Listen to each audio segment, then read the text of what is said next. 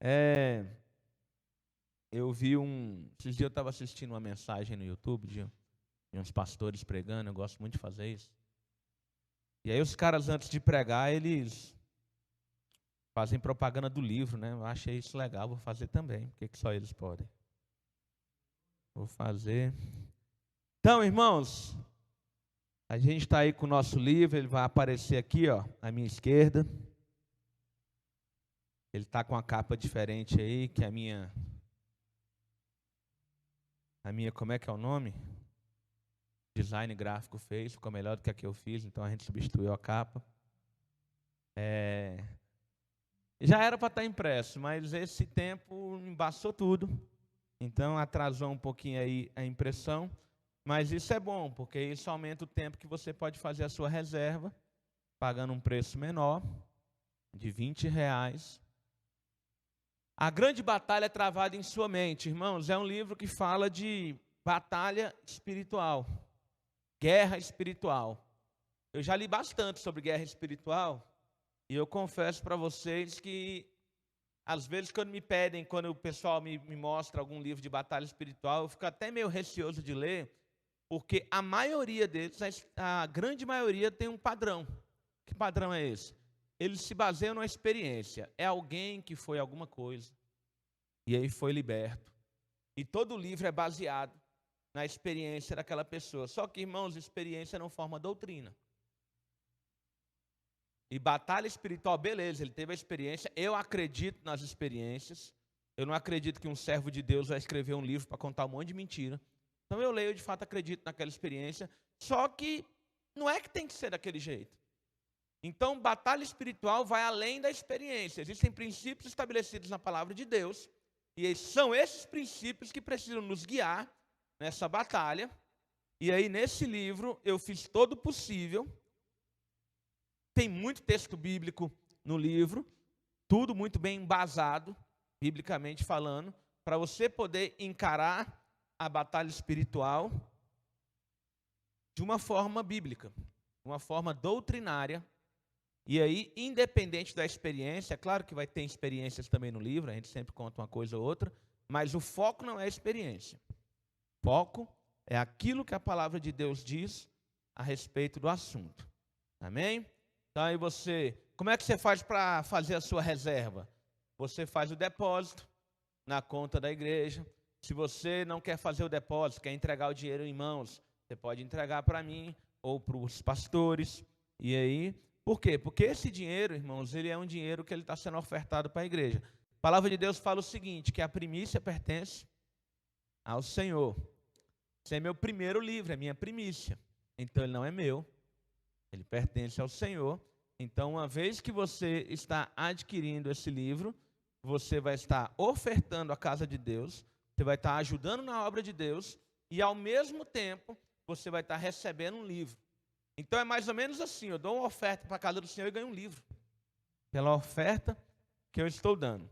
Então, irmãos, e a gente vai começar a falar justamente do tema do livro.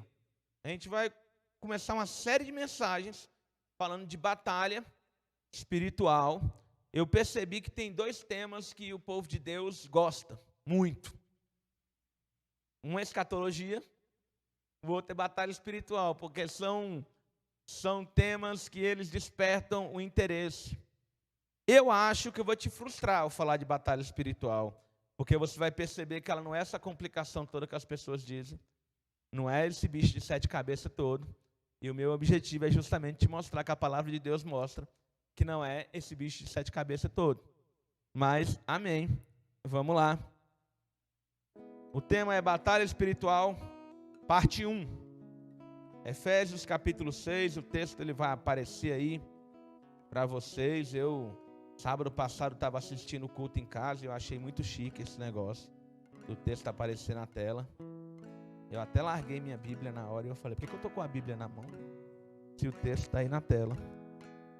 Então vamos lá, versículo de número 10. A partir do versículo de 10, vamos lá. Efésios 6, 10.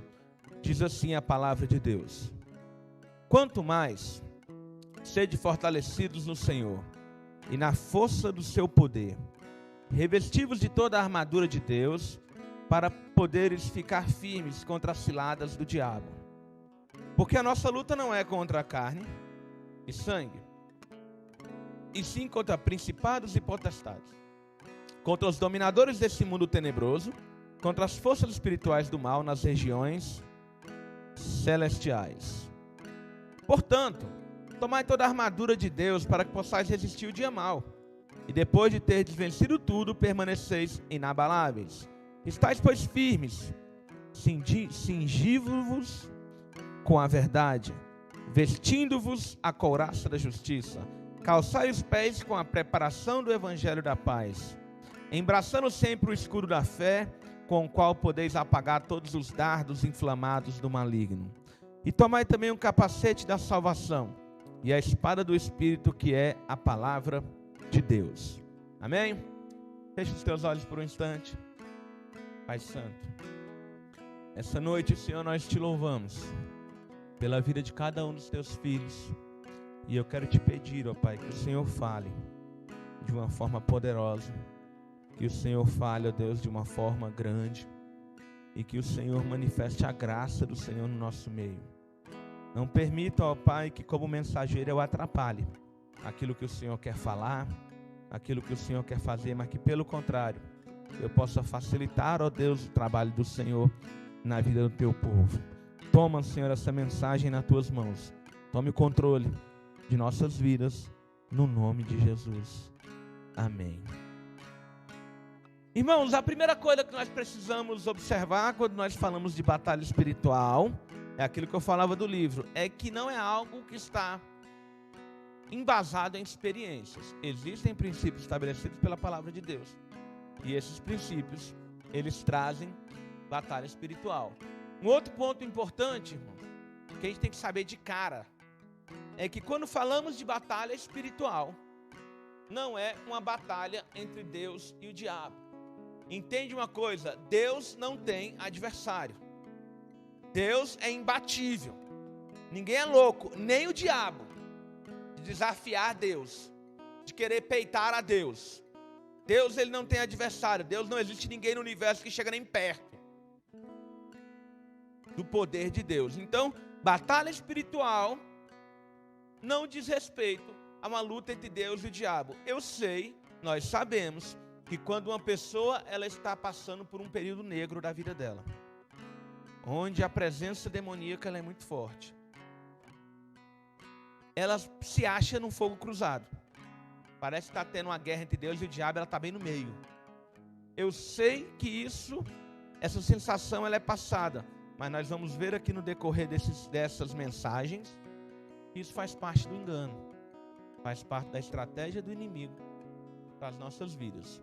Então, não existe nenhum tipo de batalha entre Deus e o diabo. O diabo é o inimigo vencido. Colossenses fala que Jesus triunfou sobre ele na cruz. Então, se existia alguma coisa antes, na cruz, Jesus ele deu o checkmate, e o diabo agora sabe que pouco tempo lhe resta. Apocalipse fala isso, capítulo 12. Ele sabe que pouco tempo lhe resta, porque ele já está julgado. E agora o papel dele é só bagunçar tudo, porque ele já está julgado. Então, se não existe batalha entre Deus e o diabo, por que a gente chama de guerra espiritual? Porque é uma guerra que o diabo ele trata com a igreja. Ele trata comigo, ele trata contigo. Ele não pode com Deus pessoalmente, mas o diabo ele sabe que cada vez que ele fere a igreja, cada vez que ele consegue atingir alguém que faz parte do povo de Deus, ou mesmo que não faça parte do povo de Deus, alguém que Deus ama, ele sabe que de uma certa forma ele atinge. Então, guerra espiritual se trata disso, de uma luta aí entre o diabo, com seus anjos, demônios, e contra o povo de Deus. Amém? Irmãos, alguns enganos. Presta atenção, que eu vou falar são enganos. Nessa mensagem, irmãos, eu tentei deixar o profeta em casa, lá, com a minha esposa, com o Davi. E quem vai pregar para vocês é um professor. Eu vou tentar ser o mais didático possível. A gente vai ter um monte de texto. Porque nesse primeiro dia a gente precisa entender algumas coisas. São princípios. A gente precisa entender.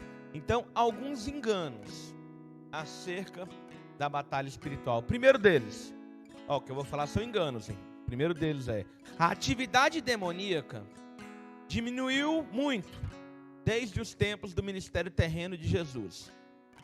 É assim, na época de Jesus tinha demônio aí solto. Mas agora, é o que alguns afirmam, Jesus triunfou sobre eles na cruz e os demônios, eles não têm mais a mesma força, eles não atuam da mesma forma. Irmãos, isso está errado. Em momento algum a palavra de Deus diz que a atividade demoníaca diminuiu ou que a atividade demoníaca cessou. Vocês querem ver um texto? Vamos dar uma olhada num texto aqui. É Atos, capítulo 16. Versículo 18. Vamos ler os textos, que aí fica tudo bem embasado. Diz assim o texto da palavra de Deus. É o apóstolo Paulo. Isso se repetia por muitos dias. Então Paulo, já indignado, voltando-se, disse ao Espírito: em nome de Jesus Cristo eu te mando, retira-te dela. E na mesma hora ele saiu. Deixa eu te fazer uma pergunta. Durante o ministério de apóstolo Paulo, Jesus já havia triunfado na cruz? Já. Jesus já tinha sido ressurreto? Já. Mas Paulo está expulsando o demônio de uma mulher. Um espírito de engano, inclusive. Um espírito de adivinhação. Então a atividade demoníaca começa. Irmãos, se eu fosse aqui só no livro de Atos, tem os filhos de Seva que foi expulsar aquele demônio, mas não tinham autoridade, tomaram uma surra. Então só no livro de Atos aqui a gente ia se deparar com algumas situações. Então é um engano achar que a atividade demoníaca ela diminuiu desde os tempos de Jesus. Elas não diminuíram, pelo contrário, a cada dia o diabo ele se sente mais à vontade nesse mundão. A cada dia a cultura ela vai ficando mais à mercê de Satanás. E se a gente fosse pensar em alguma alteração de atividade demoníaca, eu posso dizer para vocês que se essa atividade for mudar, ela vai aumentar, ela não vai diminuir. Até que ela vai chegar no ápice durante os tempos da grande tribulação, onde os demônios eles não terão limite na sua atuação. Então esse é o primeiro engano. Segundo engano, o que a igreja primitiva chamava de demônio, hoje nós sabemos que se trata de doenças mentais ou de problemas psicossomáticos, problemas emocionais. Irmãos, eu também já ouvi, de repente você já ouviu. É porque a igreja no passado achava que tudo era demônio, e hoje a gente sabe que não é demônio, hoje a gente sabe que existe depressão, hoje a gente sabe que existem pessoas que têm ataques epiléticos. Deixa eu te falar uma coisa nunca vai anular a outra. Existe depressão, que é resultado de uma somatização, que é resultado de um gatilho. Já estudei psicologia até eu enjoar. Eu não sei porque que um professor de física precisava estudar tanta psicologia, mas já estudei bastante. Então, existe depressão, que é um processo da nossa alma, mas existe depressão que é demônio. Uma coisa não anula a outra. Eu não posso afirmar que qualquer pessoa que está em depressão está com demônio, isso está errado. Mas eu também não posso dizer que não existe nenhuma depressão que é demoníaca. Tem depressão que é demônio. Certo? Tem loucura, que é problema mental. Tem loucura que é demônio. Vocês querem ver uma coisa? Vamos ler um outro texto.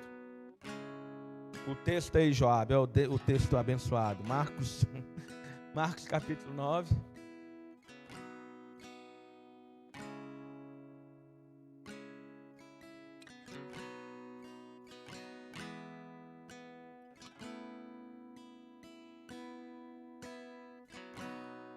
Marcos 9, vamos a partir do versículo 17. Vou contextualizar para você. Jesus está lá no Monte da Transfiguração com Pedro, Tiago e João. E quando ele desce, a confusão está armada. Versículo 17. E um dentre a multidão respondeu: Mestre, trouxe-te o meu filho, possesso de um espírito mudo. Mudo, a gente pode pensar numa doença, né? Alguém que nasceu mudo. Mas aqui não era doença. Então vamos continuar. E este, onde quer que o apanha, lança-o por terra, e ele espuma, rilha os dentes e vai definhando. É algo muito parecido com ataque epilético. Tanto é que em algumas versões da Bíblia traz o texto assim: a cura do jovem epilético, jovem lunático em outros. Roguei a seus discípulos que o expelissem, e eles não puderam. Então Jesus disse: ó geração incrédula, até quando estarei convosco? Até quando vos sofrerei? Trazei-mo. Trouxeram então. Viu Jesus o espírito, imediatamente agitou-se com violência e caiu ele por terra. Revolvia-se espumando. Teve um ataque epilético aqui o irmão. Perguntou-lhe Jesus ao pai do menino: há quanto tempo isso lhe sucede? Desde a infância, respondeu. Muitas vezes tem lançado no fogo, na água, para o matar. Mas se tu podes alguma coisa, tem compaixão de nós e ajuda-nos. E Jesus, ele vai expelir esse demônio. O que para muita gente poderia ser: o cara é doente mental. Os sintomas poderiam dizer isso. Mas era atividade demoníaca. Irmãos, há um tempo atrás eu vi um testemunho que eu fiquei pasmo. O camarada comprou uma casa, sem a mulher saber. Mobiliou a casa, deixou top. E aí chamou a esposa para dar uma volta. Só que na verdade ia mostrar a casa para a mulher. No momento que ele chegou diante da casa, falou que aquela era a casa deles. A mulher caiu. Caiu como se estivesse tendo um ataque epilético. Chamaram a emergência, aquele ataque não acabava. Irmãos, ataques epiléticos, eles não podem durar muito tempo. Não frita o cérebro da pessoa. Mas a mulher ficou, ó. Chegaram as pessoas, levaram para um local especializado. Aquela mulher foi diagnosticada com sérios problemas mentais, passou a morar naquele local. 5 anos, irmãos, 5 anos depois, esse homem, o marido, foi visitar a esposa e levou um pastor amigo. E aí, quando esse pastor ele chegou, que ele foi falar com a mulher, o pastor trouxe tumulto no arraial lá dos loucos. A mulher começou a se agitar, e não só ela, como outros começaram a se agitar e começaram a xingar esse pastor, querer mandar ele embora. O pessoal que trabalhava na clínica pediu que o pastor se retirasse, porque ele estava trazendo tumulto ao local. O pastor, ele concordou em se retirar, porém ele falou: eu posso fazer uma oração de 30 segundos antes? O rapaz falou: se for rápido, pode. Ele fez uma oração expulsando aqueles demônios, os demônios saíam. E paz, meus irmãos, quando aquela mulher caiu em si, a primeira coisa que ela perguntou foi: cadê minha casa? 5 anos possessa. E foi diagnosticada como louca. Eu não estou dizendo que não existe loucura. Eu não estou dizendo que não existe depressão. Eu não estou dizendo que não exista nada disso. Síndrome do pânico. Eu não estou dizendo que essas coisas não existem. Eu só estou falando que muitas vezes é demoníaco. Assim como em outros casos não vai ser demoníaco. Então eu preciso buscar em Deus discernimento em cada situação, para eu saber o que é clínico e o que é demoníaco. Assim também do mesmo jeito, irmãos, às vezes o irmão parece que está possesso, mas ele está na carne, ele precisa de uma surra. E você está expulsando o demônio não sabe porque não tem demônio. Então é necessário buscar o discernimento. Então esse negócio de pensar: Aquilo que se pensava no passado, que era atividade demoníaca, hoje nós sabemos que são problemas de saúde, problemas mentais, problemas emocionais. Irmãos, isso é um engano. A gente tem que viver no equilíbrio. Vida cristã é uma vida equilibrada. A gente não pode nem pender tudo é demônio. E também a gente não pode ir por nada é demônio. Precisa buscar em Deus discernimento. Amém? Terceiro engano. E esse aqui é o engano mais enganoso de todos. Eu já vi até crente, eu já vi seminário de batalha espiritual das pessoas falando isso. O engano é o seguinte: é necessário uma chamada específica para trabalhar com batalha espiritual, para trabalhar com libertação. Irmãos, me mostra na Bíblia aonde tem esse chamado para libertação, aonde tem esse dom de libertador, aonde tem, me mostra na palavra de Deus aonde que isso existe. Irmãos, não tem isso. Pastor, mas eu uma vez já fui num curso em que as pessoas me ensinavam. Irmão, se pode ser aprendido, não é chamado. O profeta, ele é chamado. Ninguém aprende a ser profeta. O missionário, ele é chamado. Ninguém vai ensinar para ele a essência do ministério. Pode ensinar algumas coisas sobre culturas e tal. O pastor é chamado. Ninguém vai ensinar você a ser pastor. Se pode ser aprendido, não é chamado. Amém? Não é chamado. Não existe nada. Eu quero trabalhar com libertação. Eu só preciso de uma coisa, irmão. Eu só preciso de autoridade espiritual. Só isso. Porque quem liberta não sou eu. Quem liberta é Jesus. Eu posso aprender a fazer um diagnóstico. Eu posso aprender a identificar quem precisa. Há um tempo atrás, o Bruno e a Brenda, eu acho que a Rebeca também, eles fizeram um curso que falava disso. Então eu posso aprender? Posso. É bom? É bom. Mas isso não é chamada de Deus. Isso é algo que o povo de Deus precisa. E não só eles que fizeram o curso. O povo de Deus precisa. A gente precisa crescer nessas áreas, porque a gente precisa aprender a lidar com as pessoas que precisam ser libertas, que precisam de ajuda. Então, não existe esse negócio de chamada para o ministério de libertação. Até porque, irmãos, a batalha espiritual não é opcional. Você se converteu? Quem é convertido aí, dá um aleluia aí, faz alguma coisa. No dia que você se converteu, você entrou na guerra. Ah, pastor, eu não quero, problema seu. Ninguém perguntou se você queria. Se você é igreja do Senhor, você está num ambiente de batalha espiritual. E por que é importante nós aprendermos sobre batalha espiritual? Porque imagina uma batalha, imagina uma guerra, onde só um lado está lutando e o outro está chupando o dedo. Quem assistiu o Brasil e a Alemanha em 2014? É naquele naipe lá, só um time joga, o outro fica olhando. Então imagina uma batalha onde um lado está lutando, os demônios, o diabo e os demônios estão lutando, e eu estou aqui moscando. Não é opcional. A batalha espiritual, ela não é opcional. Quer eu entre na batalha, quer eu guerreie, quer eu me prepare, quer eu busque a autoridade de Deus ou não, o outro lado está lutando. E o outro lado vai partir para cima de mim. O diabo, ele não vai esperar eu estar preparado. Ô, seu diabo, calma aí, deixa eu... Não, ele não vai esperar eu me preparar para a guerra. Ele vai atacar. E nem vai esperar eu receber o chamado específico de Deus, porque esse chamado, ele não existe.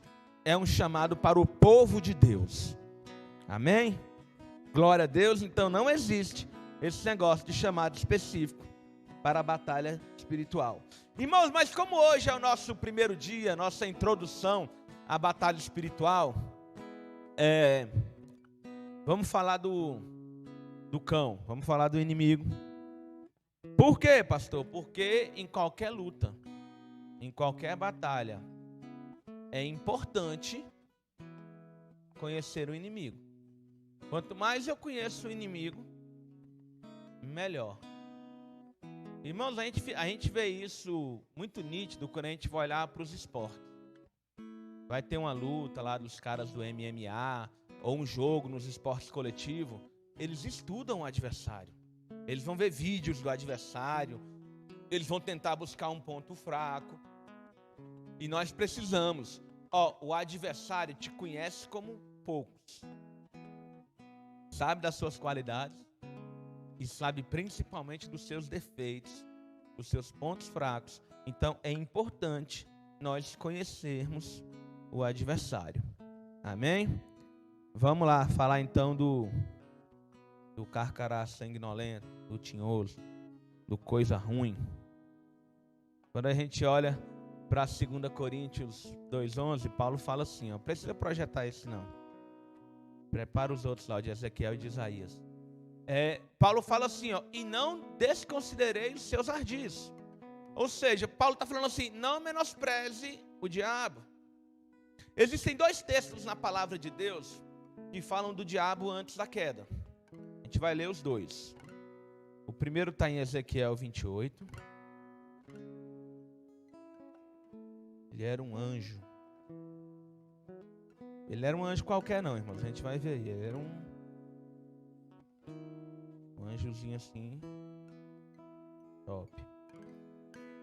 Ezequiel 28. A partir do versículo 11. Quando a gente olha na Bíblia assim, nossa, aí tem aqui, né? Outra lamentação contra o rei de Tiro. Ai, pastor, esse texto está falando do rei de Tiro, não do diabo. Ele começa até falando do rei de Tiro, é porque os livros proféticos, eles têm muito disso. Eles falam de mais de uma coisa ao mesmo tempo. Eles falam de algo da época, mas ao mesmo tempo tem uma revelação nas entrelinhas. Então, aqui é bem duro, porque Deus está comparando, esse rei de Tiro devia ser muito endemoniado, porque ele está comparando esse homem ao diabo. Então ele começa em determinado momento do texto a falar de Lúcifer. A gente vai ver isso. Vamos lá, versículo 11. Veio em mim a palavra do Senhor dizendo, filho do homem, levanta a lamentação contra o rei de Tiro e diz-lhe, assim diz o Senhor Deus, tu és o sinete da perfeição, cheio de sabedoria e formosura. Estavas no Éden. Te pergunto, o rei de Tiro estava no Éden? Não é dele que está falando, tá vendo? Jardim de Deus. De todas as pedras preciosas te cobrias. O sárdio, o topázio, o diamante, o berilo, o ônix, o jaspe, a safira, o carbúnculo e a esmeralda. De ouro se te fizeram os engastes e os ornamentos. No dia em que fostes criados foram eles preparados. Tu eras querubim da guarda ungido, e te estabeleci, permanecia no monte santo de Deus. No brilho das pedras andavas. Perfeito eram os teus caminhos, desde o dia que foste criado, até que se achou iniquidade em ti.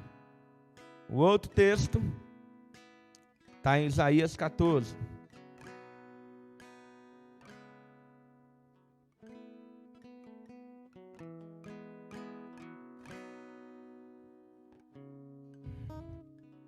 Vamos lá, eu sei que ele já deve estar aí na sua tela, mas eu ainda não cheguei. Está aqui. A partir do versículo 12, diz assim: como caíste do céu, ó estrela da manhã, filho da alva. Irmãos, quem é que caiu do céu? Foi ele.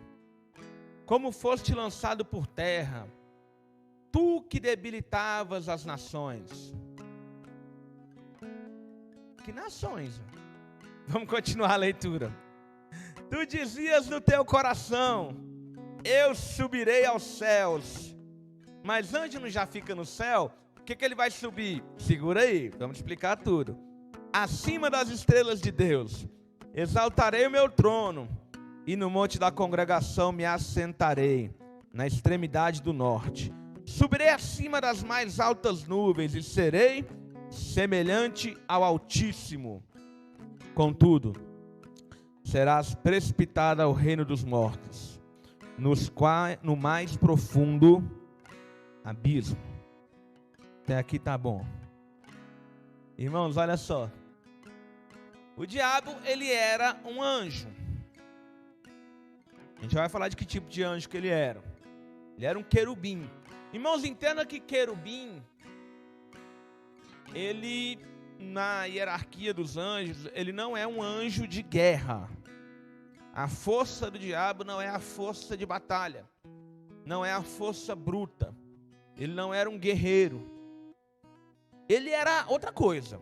Quando a gente olha no texto de Ezequiel, fala que as suas vestes eram cobridas de algumas pedras. E se você tiver a curiosidade de fazer o comparativo e olhar as pedras que estavam nas vestes de Lúcifer e as pedras que se encontram no peitoral da estola sacerdotal, são as mesmas. Algumas versões da Bíblia dizem que os instrumentos eles foram criados juntamente com Lúcifer. Então eu entendo através de Ezequiel 28 que ele era uma espécie de levita. Quando a gente olha para o ministério levítico, os sacerdotes, os músicos e tudo aquilo que Deus, de uma certa forma, Lúcifer ele fazia alguma coisa parecida com aquilo. E onde que ele fazia isso?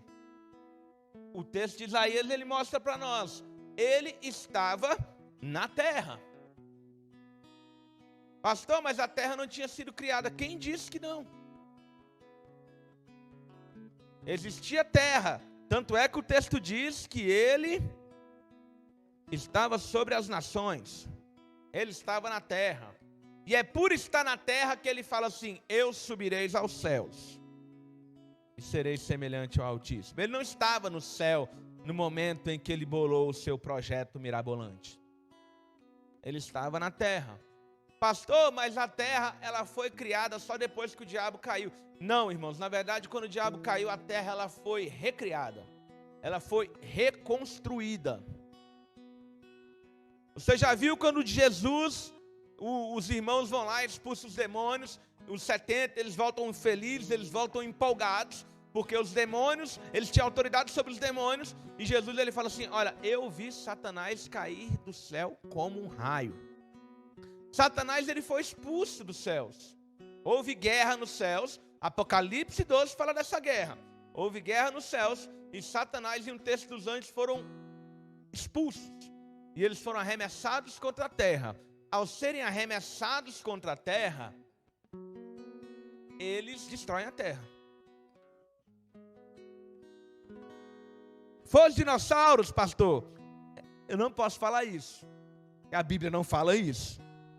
Podemos conjecturar que a chuva de meteoros, até pode conjecturar, mas eu não posso ensinar isso, nem posso afirmar isso, porque a Bíblia não fala disso. O que fala é que eles foram expulsos e que a terra ela é recriada. Gênesis 1:1. No princípio criou Deus os céus e a terra. Irmãos, o criou Deus aí, no texto original, é Rabá. O que significa isso? Criou do nada. Criou sem matéria-prima. Essa palavra não aparece mais na criação. Deus ele vai falando: haja luz, haja separação entre a água e terra seca. Opa, então já tinha água, já tinha terra seca. Ele só separou. Então a terra anteriormente foi criada. E é interessante que o versículo 2 fala assim: a terra era sem forma e vazia.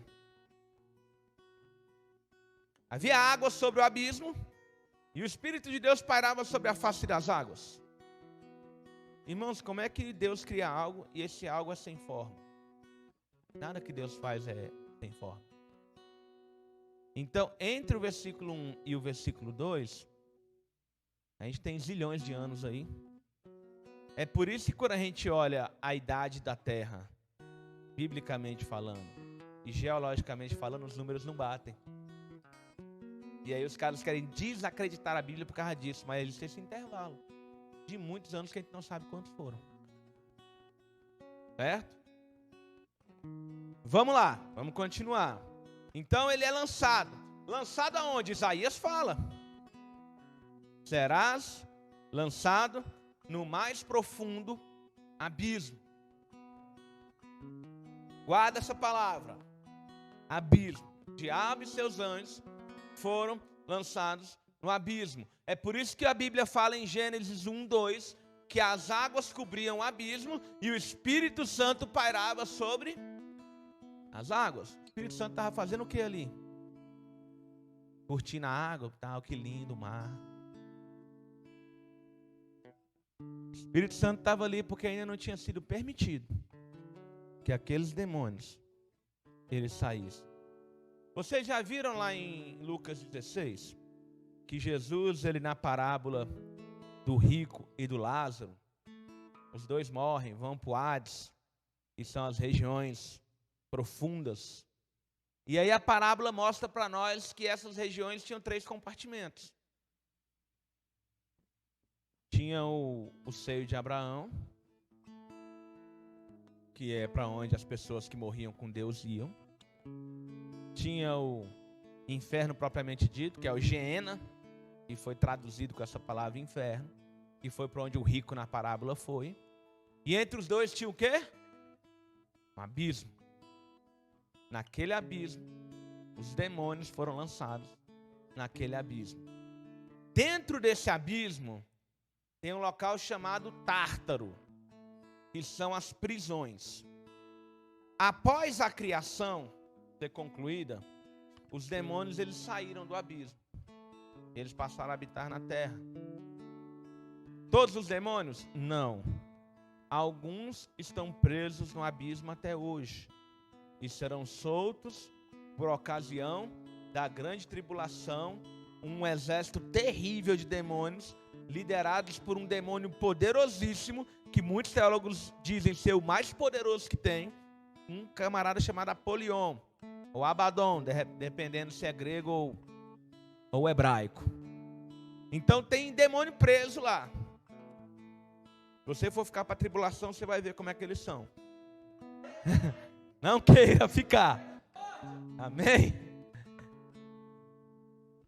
E ainda existe, irmãos, uma outra categoria que a Bíblia nem chama de demônio, chama de anjo. Existem anjos que estão presos, aguardando julgamento, sabia disso? Só que eu não vou falar desses anjos não. Compra o livro, lá tem. Você vai ver sobre esses anjos, lá no livro. Inclusive somos nós que vamos julgá-los. A Bíblia fala, não sabeis que há de julgar os anjos? Que anjo é esse que a gente vai julgar? Demônio? Não, demônio já está julgado. Aí depois você fala lá no livro. Não quero falar desses anjos aqui agora não. Amém? Então o diabo ele foi lançado. E depois ele sai desse abismo. E alguns ainda ficam lá, que vão ser liberados por conta da tribulação. Amém? Irmãos, mas o interessante sobre o diabo, o nosso adversário, é que ele não era um anjo de guerra. A força dele, o poder, não está nas batalhas. O poder do diabo, irmãos, ele é um poder intelectual. O grande poder do diabo é que ele é um ser inteligentíssimo, mais do que nós podemos imaginar. A gente começou o texto de Ezequiel 28 falando que ele era o sinete da perfeição, cheio de sabedoria. Irmãos, ele arrastou consigo o diabo na conversa. Ele levou um texto dos anjos. Às vezes eu acho que o diabo ele não vai me enganar. Ele enganou um texto dos anjos que estão lá no céu, com Deus, o tempo todo. O diabo, de alguma forma que eu nunca vou entender, ele levou os caras na conversa. E de outra forma que eu também não consigo entender, ele continua levando esses caras na conversa até hoje. Porque eu fico me colocando no lugar de um anjo daquele. E aí eu sou lançado fora do céu porque eu acreditei no diabo. Eu juntava os outros anjos e falava, vamos pegar esse cara agora. Nunca pararam para pensar nisso. Ia ter um montinho contra o diabo. Irmãos, a palavra de Deus diz que o povo falava em apedrejar Davi, porque levaram as mulheres deles. Só que o diabo continua levando os caras na conversa até hoje. Então nós estamos lidando com um ser inteligentíssimo, cheio de sabedoria. Certo? Apocalipse 12:9. Vamos ler Apocalipse 12:9, que eu vou trazer um negócio para vocês. Apocalipse 12:9. Apocalipse 12, irmãos, já aconteceu, tá? Apocalipse diz respeito às coisas que eram, às coisas que são e às coisas que hão de vir. Então no livro de Apocalipse tem coisas que já aconteceu, tem coisas que estava acontecendo naquele momento e coisas que ainda aconteceriam. Apocalipse 9 já foi. Vamos lá, ó. O 12, versículo que é o 9. E foi expulso o grande dragão, a antiga serpente, que se chama Diabo e Satanás, sedutor de todo mundo. Foi atirado para a terra, e com ele os seus anjos. Irmãos, eu quero marcar isso aqui, ó, sedutor.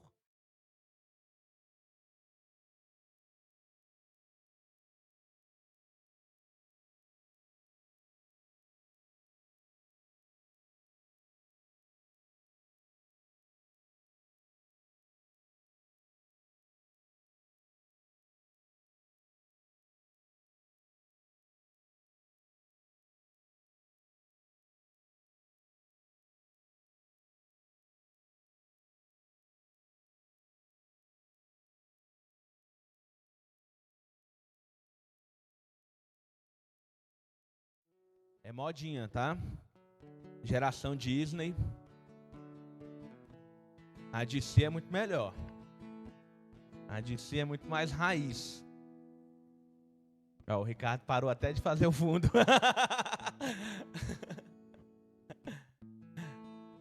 Porque o que acontece? E na DC a gente tem o lance do Superman. Não sei se você já percebeu que por trás da história do Superman tem toda uma cristologia do Superman.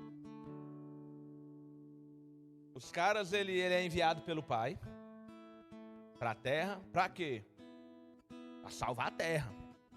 E existe um senso de moral, um senso de ética no Clark Kent que ninguém consegue explicar, porque ele foi criado por seres humanos. Outra coisa interessante, o pai dele sai de cena rapidamente, então ele é criado praticamente só pela mãe.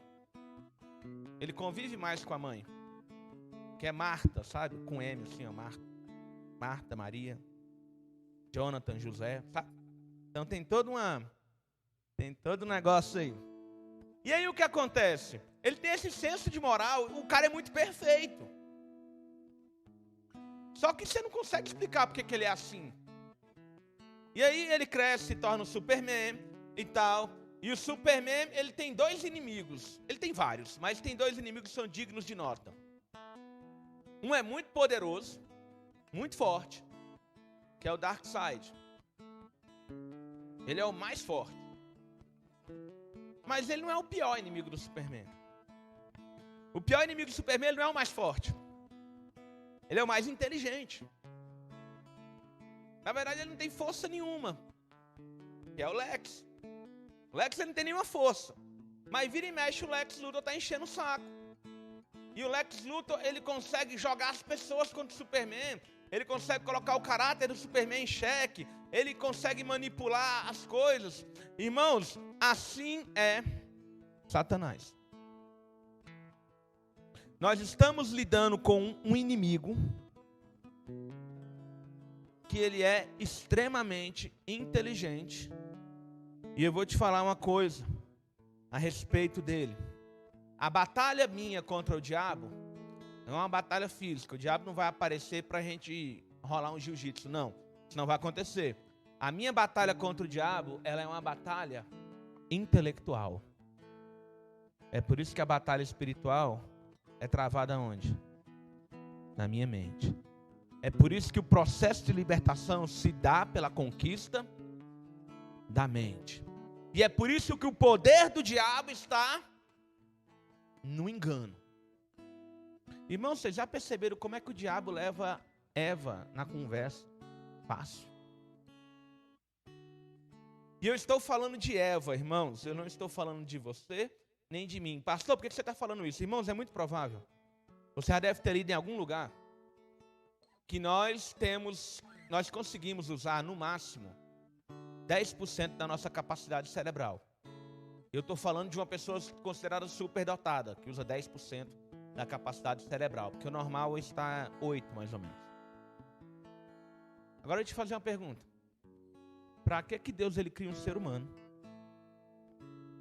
Dá um cérebro para ele e só permite que ele use 8% dessa capacidade. Palhaçada é essa de Deus. É como Deus te dá uma arma e fala, não, pode usar não. Só um pouquinho.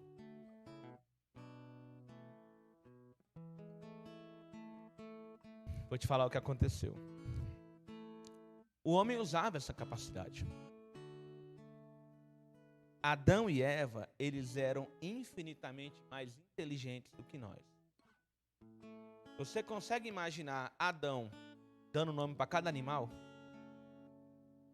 Irmão, se eu der o nome para 3 animais, quando eu chegar no quarto, eu não lembro mais do primeiro. Eu estou chamando o cachorro de gato.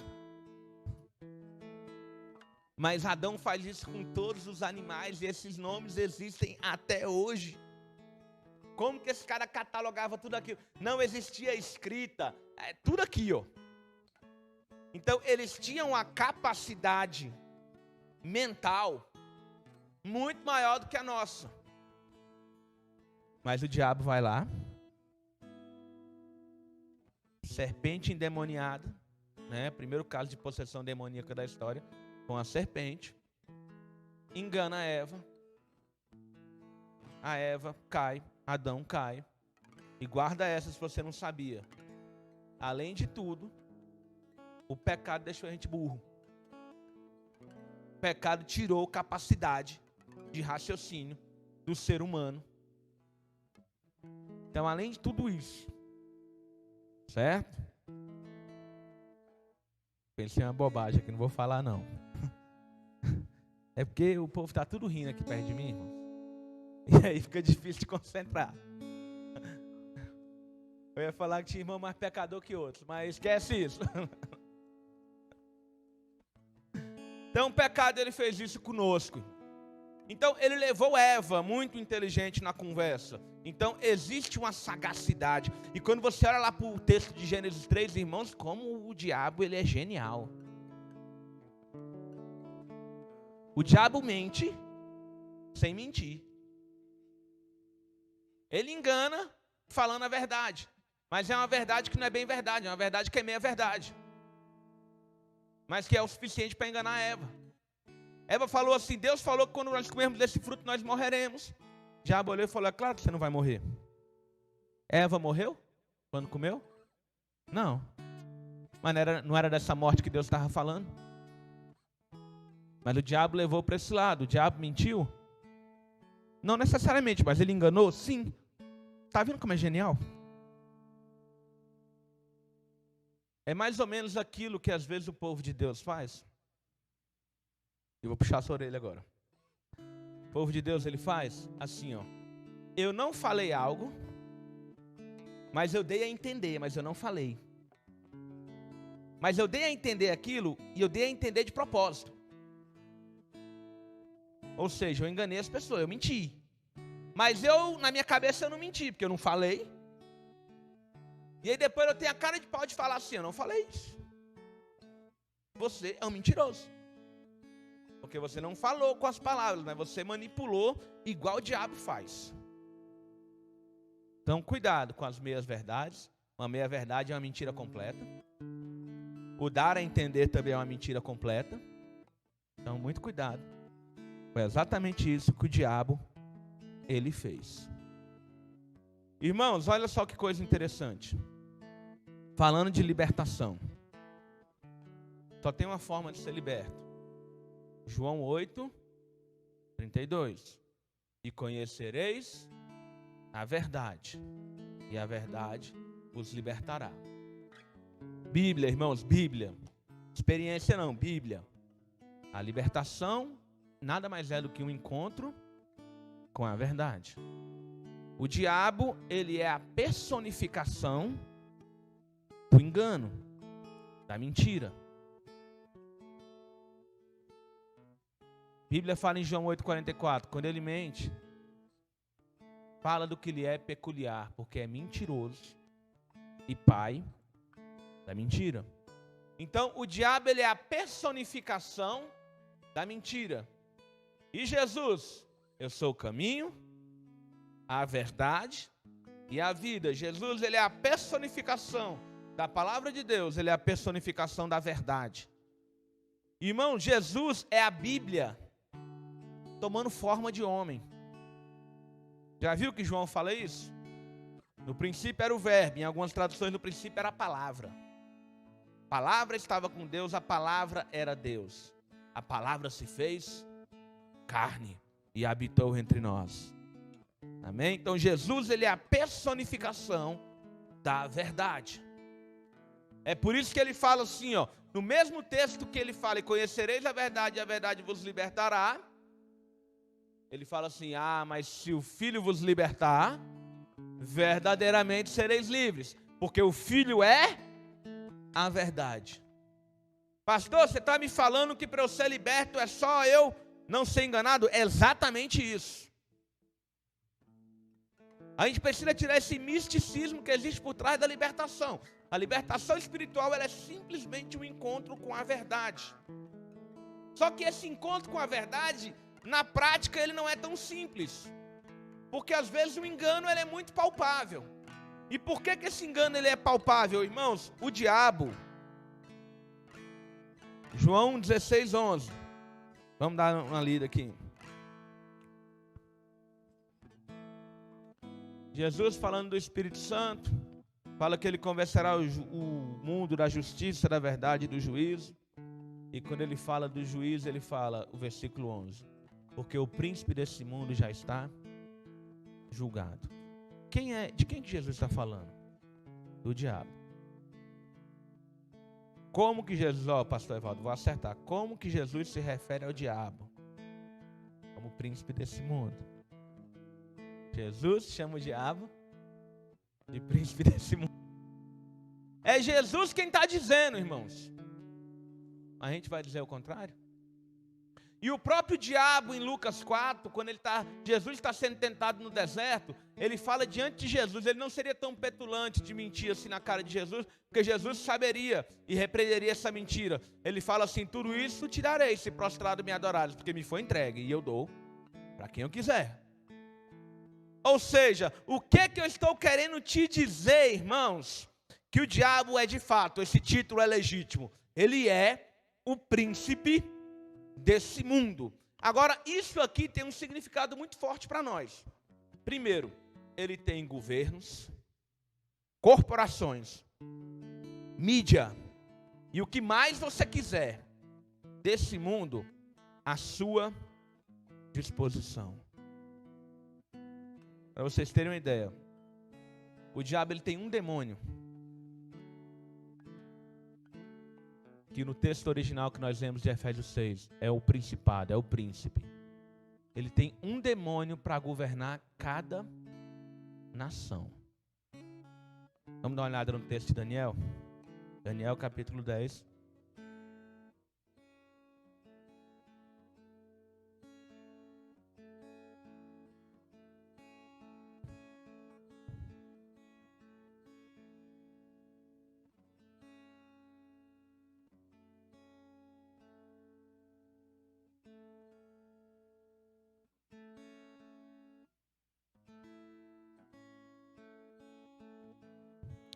Versículo 20. O 21 não vai aparecer na tela também. Não, mas eu vou ler ele também. Ele traz uma informação bacana. E ele disse, sabes por que eu vim a ti? Eu tornarei. É o anjo falando com Daniel. Eu tornarei a pelejar contra o príncipe dos persas. Ou seja, o demônio que governava aquela nação. Saindo eu, eis que virá o príncipe da Grécia, ou seja, o demônio, porque a Grécia depois tomaria o lugar dos persas, como império mundial. O demônio que governa a Grécia. Ao versículo 21. Mas eu te declararei o que está expresso na Escritura da verdade. E que ninguém há que esteja ao meu lado contra aqueles quem? Aqueles demônios. A não ser Miguel, vosso príncipe. Todas as nações do mundo são governadas por um príncipe, que é uma entidade espiritual. Israel é a única nação que é governada por um anjo, onde Miguel é o príncipe de Israel. Todas as demais nações têm um príncipe que é um demônio. Por isso que a nossa luta não é contra a carne, não é contra sangue, mas contra quem? Principados. Então ele tem os governos aos seus pés. A gente sempre tem que orar pela nossa nação e querer que as coisas melhorem, mas a tendência, meu Deus, misericórdia, é que elas piorem. À medida que o fim ele vai se aproximando. O diabo sabe que pouco tempo lhe resta. Além de ter os governos, irmãos, o diabo tem a mídia, e ele tem as corporações, ele tem o mundo, ele é o príncipe desse mundo, ele tem o mundo ao seu dispor.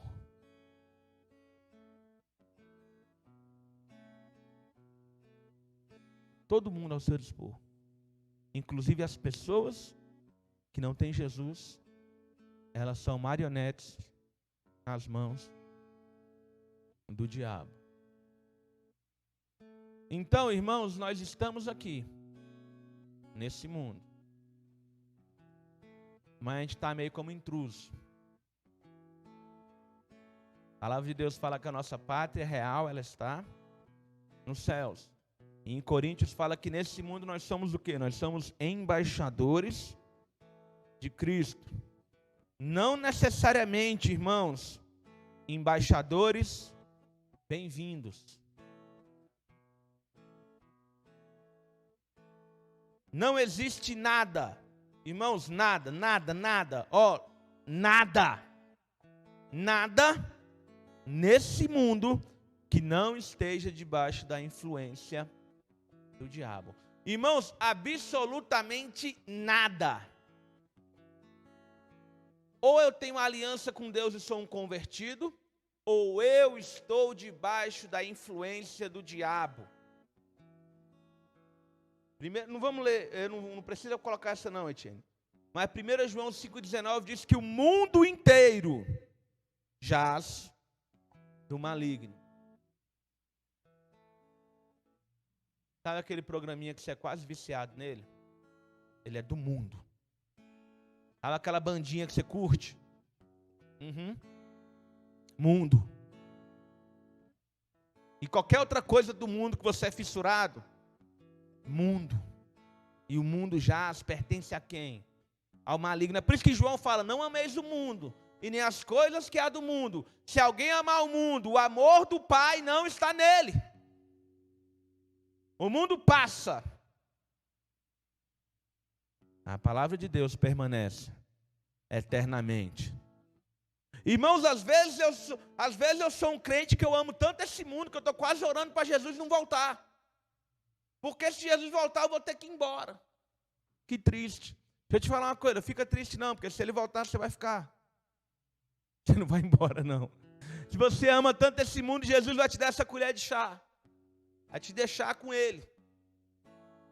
Então, irmãos, é muito forte isso aqui, porque é todo mundo. E o crente, ele vive uma batalha intelectual, porque eu estou vivendo nesse mundo. Mas ao mesmo tempo que eu estou vivendo nesse mundo, eu não posso me deixar levar por ele, em aspecto nenhum. E eu não sei se você consegue entender a complexibilidade disso. Agora deixa eu te falar uma coisa para você dar um glória a Deus aí. O governo está debaixo da influência do diabo. As corporações mais poderosas do mundo estão debaixo da influência do diabo. Muitas pessoas estão debaixo da influência do diabo. A mídia está debaixo da influência do diabo. Mas a corporação mais poderosa do planeta é a igreja do Senhor Jesus. E nessa o diabo não tem influência. Nessa o diabo ele não toca. Irmãos, a igreja é a coisa mais poderosa que existe no planeta. É por isso que o diabo ele vai usar governos, ele vai usar corporações, ele vai usar leis, ele vai usar, sei lá, ele vai usar o diabo, porque o diabo ele é um cara endemoniado, então ele vai usar tudo para afetar a igreja do Senhor. Ele vai tentar fazer a igreja cair em descrédito, ele vai tentar trazer escândalo, ele vai tentar levantar falso profeta, ele vai tentar esfriar a igreja, ele vai tentar bagunçar com a igreja, mas desde que a igreja é a igreja, que a igreja sofre perseguição do diabo e a igreja só cresce, a igreja só triunfa. Jesus, eu imagino Jesus profetizando, irmãos, olhando para Pedro e profetizando e ao mesmo tempo derramando uma unção. Ele fala assim: olha Pedro, as portas do inferno não prevalecerão contra a igreja do Senhor. Irmãos, tá para nascer o demônio que vai prevalecer contra a igreja de Deus. Mas quando eu falo igreja de Deus, eu falo do corpo vivo, do organismo do Senhor. Como ele não pode ir contra o organismo do Senhor, ele vai tentar minar os membros. Aí ele vai tentar usar mídia, corporações, governos, para tentar conseguir uma legalidade. A nossa segunda parte vai ser sobre legalidade, irmãos. Hoje não. Mas para conseguir uma legalidade, conseguir um direito de atuar sobre a sua vida. E uma vez que ele consegue esse direito, irmãos, ele vem. E ele vem com força. Então existe uma unção na igreja. Existe uma autoridade. Tanto é, irmãos, que o diabo ele só vai conseguir fazer tudo o que ele quer. O anticristo, ele vai se levantar, e o anticristo ele é um homem que ele vem, o texto diz, segundo a eficácia de Satanás, está lá em 2 Tessalonicenses 2, diz, e como ele vem segundo a eficácia de Satanás, ele vai vir com tamanho poder de sedução que ele vai ganhar todo mundo. Porque ele vai vir segundo essa sabedoria, segundo essa sedução do diabo, mas ele só se levanta, irmãos, sem igreja. Porque enquanto a igreja estiver na terra, a igreja ela vai estar sempre atrapalhando os planos do diabo. Então eu quero te convidar nessa noite a olhar bem para dentro de você e saber quem você é, irmãos. Você é igreja, igreja do Senhor, irmãos. Você faz parte da corporação mais poderosa dessa terra. Então, irmãos, de repente você está aí, ó, de ânimo dobre. Você está aí dividido. Você ama a Deus, mas também ama o mundo. Eu vou te falar uma coisa, sai disso. Larga disso. Porque se você está dividindo o seu amor com o mundo, você vai sucumbir nessa batalha. Mas se não, irmãos, irmão, pode levantar o demônio que for, não vai. Não vai. A igreja do Senhor é revestida de uma autoridade, de um poder, de uma glória, que ela é diferenciada. Num desses vários livros que eu já li sobre libertação, tem uma experiência de uma moça, que eu vou contar para vocês. Como eu falei, a gente não pode se basear na experiência, mas é legal ouvir as experiências. Em que ela, num satanismo, num grau altíssimo de satanismo, ela foi ordenada pelas entidades, pelos seus espíritos guias, a matar uma família. E assim ela foi. Ela diz que chega na porta daquela casa, tem um anjo, irmãos, não é um anjo pequeno não, com a espada flamejante. E o anjo olha para ela e fala: aqui não. Casa de crente, irmãos, que arrepiado, casa de igreja. Aí o que aconteceu com essa irmã? Entrou em crise. Porque na cabeça dela, na doutrina satanista, no engano do diabo, o Deus e o diabo são forças mais ou menos parecidas, só que opostas. E aí ela entra em crise, porque ela pensa assim: poxa, se o diabo ele é tão poderoso, por que eu não pude? E aí ela começa a questionar todo o seu ensinamento doutrinário. E no final da história a irmã se converte. Mas não quero que você se firme na experiência. Se firme nas palavras de Jesus. E as portas do inferno, elas não prevalecerão contra a igreja do Senhor. Irmãos, mas para isso eu tenho que estar revestido de autoridade. Para isso não pode existir legalidade. Então, irmãos, eu vou te convidar nessa hora a fechar os teus olhos. E eu quero que você faça uma oração aqui junto de mim. Amém? Pai Santo, eu quero te pedir nessa hora que o Senhor, ó Deus, venha quebrar todo o ânimo dobre. Que o Senhor, ó Deus, venha revestir os teus servos de unção. Pai Santo, se existe alguém que está assistindo essa transmissão, de repente está tão atrelado ao mundo, ó Deus, que ela saiba nessa noite que existe uma linha aqui, ó, que separa povo de Deus de povo que não é de Deus, e não tem como ficar em cima do muro, quando o assunto é libertação, quando o assunto é batalha espiritual. Eu não quero fazer parte de um povo que está frequentando cultos, mas está debaixo da influência demoníaca, mas eu quero fazer parte do povo liberto, eu quero fazer parte do povo livre, do povo ungido, dos remidos do Senhor, daqueles que têm vida e vida em abundância. Então toma, Senhor, nessa noite os teus filhos, ó Pai, de uma forma poderosa, e os abençoe. Irmão, eles têm duas armas quando o assunto é batalha espiritual. Com uma a gente se defende, com a outra a gente ataca. O sangue de Jesus, ele nos defende. Apocalipse 12. E eles o venceram pelo sangue do Cordeiro e pela palavra do testemunho. Então o sangue de Jesus nos guarda, o sangue de Jesus nos protege. Quando você for orar por alguém assim, que você quiser, fala: Senhor, cubra com teu sangue. E existe a arma de ataque, o nome de Jesus, nome que está acima de todo nome, pelo qual importa que diante do nome de Jesus todo joelho se dobre e toda língua confesse que Jesus Cristo é o Senhor.